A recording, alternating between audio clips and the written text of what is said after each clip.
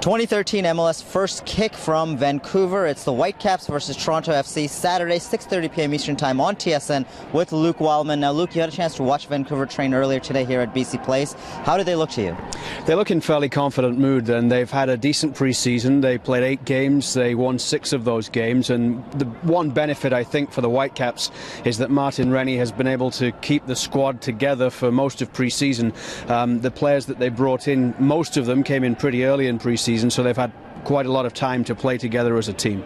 Now, going up front, Vancouver is most dangerous. There's Darren Maddox and a couple of other pieces. Talk about some of these players that can give any opposition defense some trouble. One of Vancouver's problems last season was that at times you wondered where they were going to get a goal from. They were one of the lowest scorers in the league, despite having Darren Maddox's pace and athletic ability.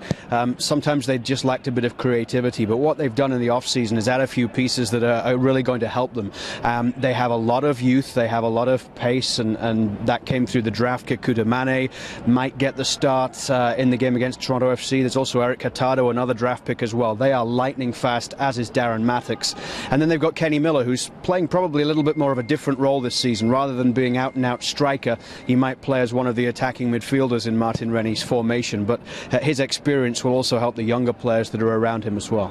And speaking of new pieces added, they also bolster the back with a Honduran centre-back. They did. He's not available right now. They're still waiting to get him into Vancouver. He played a little bit in pre-season, but they're expecting him to arrive. Johnny Leveron coming in the next couple of days, so he's not going to be around. But they have from last season Andy O'Brien, who came in mid-season and now has had a full pre-season under his belt.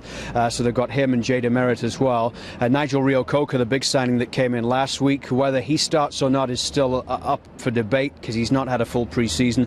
I certainly don't expect him to go 90 minutes.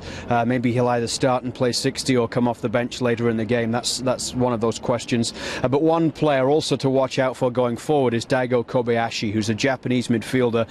They lost a lot when they took Davide Cumiento out of the side mid-season last year when they made that trade. And Kobayashi is an attacking midfielder who can probably create a few more things going forward for Vancouver this year. So they've added some pieces. They've also added some depth with some MLS players who've been released from other clubs, such as Corey Herzog, Tommy Heineman, Paulo Jr. as well, who's not available for this game. But as the season goes on, that's certainly going to help them with the depth of squad that they've got this season.